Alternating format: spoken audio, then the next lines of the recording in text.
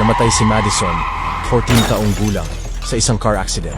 Umalis ang kanyang kaluluwa sa katawan at pumasok sa isang napakalaking silid.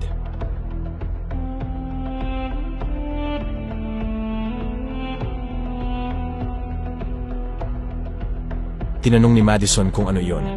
Sabi ni Jesus, iyon ay ang dyablo. Sinusubukan ng dyablo na pumasok sa bawat tahanan at bawat puso para nakawin ang oras, sirain ang kaugnayan sa Diyos, at sa huli ay dalhin ang mga tao sa impyerno. Habang tumutulo ang luha sa kanyang pisngi, sabi ni Madison, "Patawad, hindi ko alam."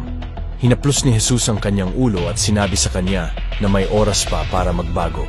Kaibigan, kung mahilig ka sa TikTok, Facebook, o video games, panahon na para isantabi ang mga ito. Sabi sa kasulatan na inyong samantalahin ang panahon sapagkat ang mga araw ay masasama. Kaya huwag kayong maging mga mangmang, kundi unawain ninyo kung ano ang kalooban ng Panginoon. Efeso 16:17. Makakapaghintay ang iyong cellphone, pero ang Diyos ay hindi maghihintay magpakailanman. Handa ka bang maglaan ng isang oras bawat araw upang mapalapit sa Diyos? Huwag mag-atubiling mag-comment kung nais mong sumali sa aming online Bible study.